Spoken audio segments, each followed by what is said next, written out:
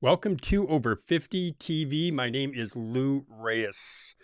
And I was just sitting here, trying to think, how am I going to spend my 2.5% cost of living adjustment? How am I going to go about spending that COLA? I was thinking, well, maybe I'll go on my favorite place in the Caribbean, St. Croix. Maybe I'll check it out again. Maybe I'll just head over there. I was just trying to think maybe I'll go on a cruise or something. Not sure exactly what I want to do. And I got a feeling there's a lot of you out there who are also thinking the same thing. You're wondering what you should do. Maybe you'll go to St. Croix. Maybe you'll go on a cruise. But really, for those of us in the real world, that 2.5% cost of living adjustment, that COLA, breaks down to what? It breaks down to what? $35, I think it is. $35 it breaks down to net per month. So really in the real world, that money, that COLA is not enough. It's not going to do it. It's not going to take, we're not going anywhere with that COLA. But there are folks who look at that COLA. I've gotten people who have written me and said, Lou, that money, hey, I get a tank of gas, I can go to the grocery store, I can buy some extra stuff. So they're not too unhappy with that COLA. They're not too unhappy with it. But then you got the other side of the coin where you do have some folks who want to make some more money. They're not happy with their cost of living adjustment. No, they're not happy at all. For example, folks in Congress, congressmen, who recently tried to push a $6,600 cost of living adjustment. Yeah, they tried to push that through. They did try to do that recently. They tried to sneak it in a provision.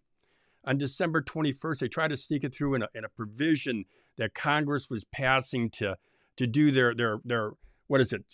I'd say maybe every quarter they tried to extend the funding for the federal government so it doesn't shut down.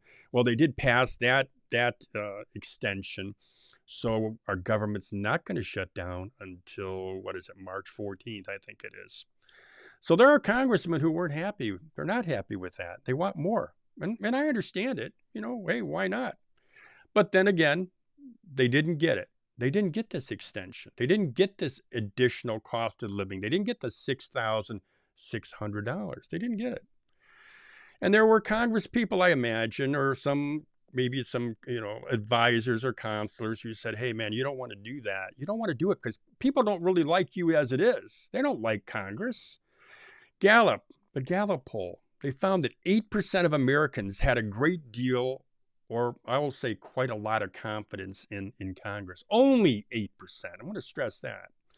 Pew Research Center, they did a poll. Only 20% of people approve of the job that Congress is doing. So yeah, it was a smart move not to pass this bill, especially when you're already making $176,000. That's what you earn. That's through taxpayer dollars, what Congress people are making. Now, they get more money than that. They get their allowance. They get an allowance for office expenses, for staff salaries, for travel to and from their district back to Washington. They get other goods and services. They also can earn outside income. For those of you who don't know it, they can earn up to $31,800, over $31,800 in what's called outside earned income. They can earn that. They also get their retirement benefits, their federal retirement benefits. They also get health insurance, health and life insurance through the government. Yeah, so they're making $174,000. They get the extra almost $32,000, plus they get the other benefits. And did I mention that more than half of the folks in Congress are millionaires? Did I mention that? Data from Lawmaker's from their most recent personal finance disclosure shows the median net worth of folks in Congress, people who filed their financial disclosures last year, their median net worth is over $1 million.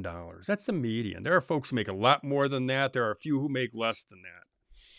But $6,600, they didn't become millionaires. Because, hey, they were happy, as one person commented, hey, Lou, I'm happy to get that gas tank full of gas through my cost of living adjustment. Well, they're not happy with that. They wouldn't be happy with that, the Congress people. No, they wanted more. They wanted more, but they didn't get it. And it is a question, really, it's a question of trust. You know, would you mind them getting that raise? Would you mind it if they took care of Social Security?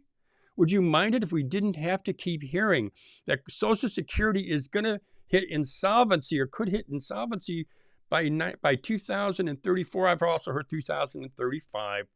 I don't know what the real date is. But you know what? I don't know. I honestly don't know what that date is, but they're not addressing it. They're not addressing it. Would you care if they got that money? I don't know that I would. I don't know that I would care if they addressed the Social Security insolvency. I wouldn't be happy that they got $6,600. Now, here's the other thing that a lot of folks, I don't know that you really understand. They also get money from other sources. Now, some of those sources maybe aren't the best sources.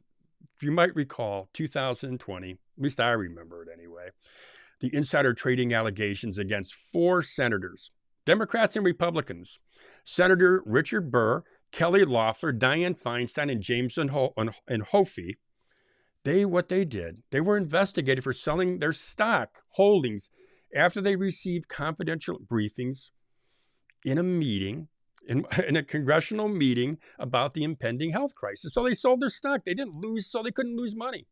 There was a Justice Department probe into their transactions. But what happened? What were the results? Who knows? Most recently in 2023, several members of Congress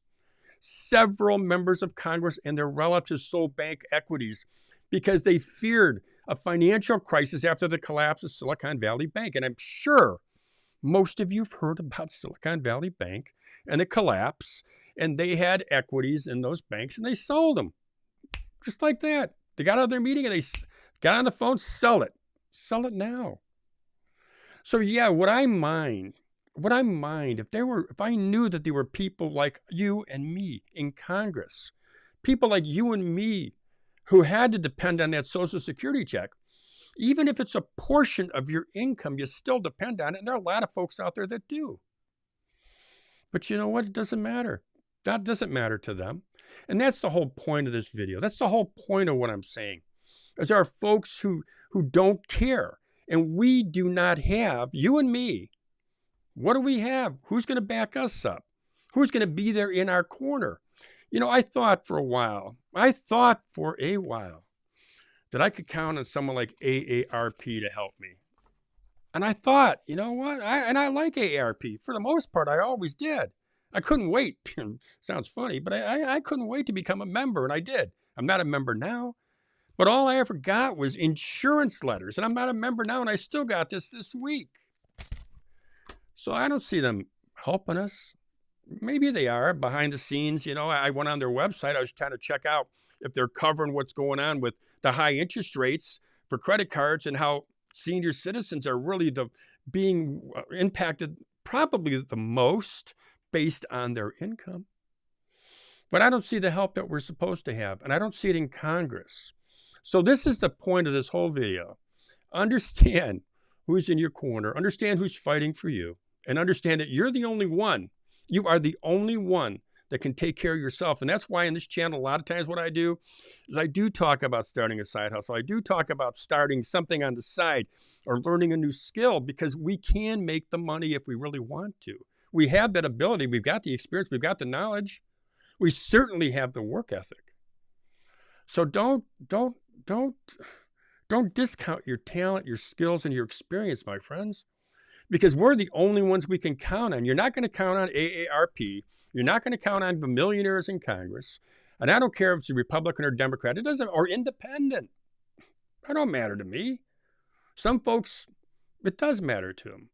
But at this point, what matters is that we have a Social Security program that is solvent, that's thriving, and that we don't have to constantly hear that we may be getting a 20% reduction in our benefits, and that folks who are going to be filing for Social Security in the future may not get anything.